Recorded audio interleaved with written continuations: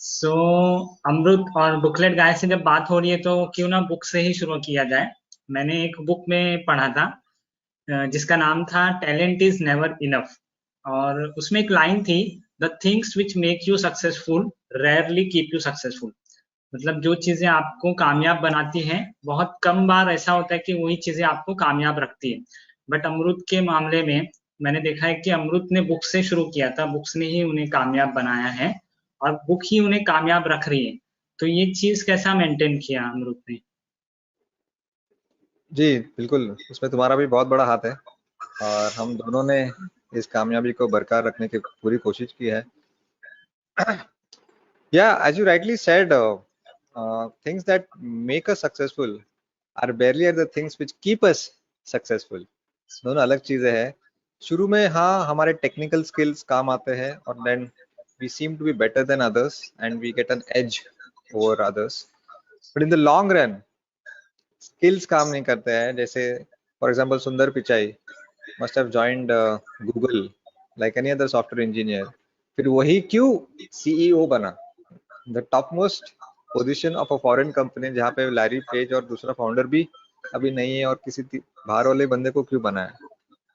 What I think is, in the long run what we need is servant leadership, and the biggest quality of a servant leader is humility, empathy, being grounded, सबसे बड़े qualities है which has nothing to do with your technical skills. एक level के आने के बाद it is assumed that you know everything about your field, right? और कोई राइट। मुझे पूछेगा किसी बुक के बारे में तो ऑफ कोर्स मैं उसके कुछ चार पंक्तियां बोलूंगा तो उसमें बड़ी बात क्या है, मुझे बोलना है, मैं नहीं बोलूंगा तो और कौन बोलेगा, right? Then what will help me or help us to be successful, to be at the top in the long run is empathy, compassion, yeah, thinking from other person's point of view, yeah.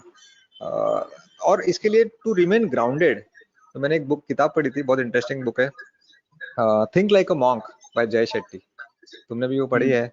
और उसमें एक किस्सा बताया, Jay Shetty is a Instagram superstar, we all know, और बहुत अच्छी book लिखी है think like a monk.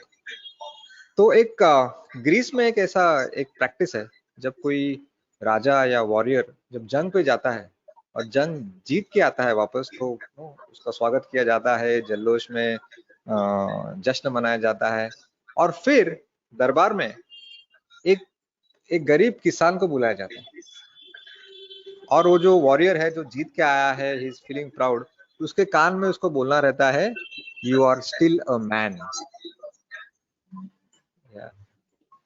So the whole objective की टू सो दैट इतना वो पाकर आया, इतना जीत कर आया, तो शायद उसके दिमाग में हवा ना जाए, इसलिए उसको ग्राउंडेड रखने के लिए ये प्रैक्टिस की जाती थी।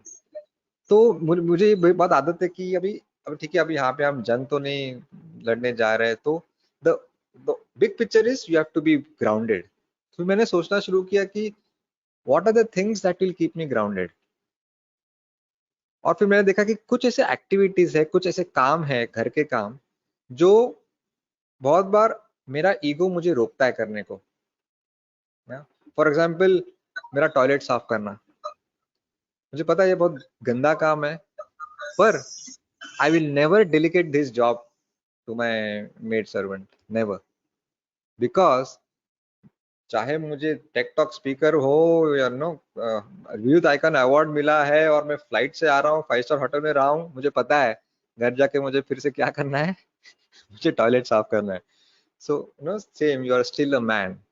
तो मैं बाहर दुनिया में कितना भी बड़ा हूँ, मुझे घर आके और सोचे 2-3 काम है जो मैं कभी डिलीकेट नहीं करूंगा, कितने भी मेरे पास पैसे हो, एनीवे उसके एस्पिरेशन तो है ही नहीं, but I think these are the things, cleaning my shoes, या मुझे पता है कि वो नीचे झुक के वो सबसे गंदे हुए शूज को साफ करना is not an easy task, और फिर मेरे ईगो की पूरी धज्जियां उड़ जाती है, and that reminds me that I am still a common man, कि कोई इंसान कभी बड़ा नहीं होता, उसका काम बड़ा हो सकता है, इंसान कभी बड़ा नहीं होता है।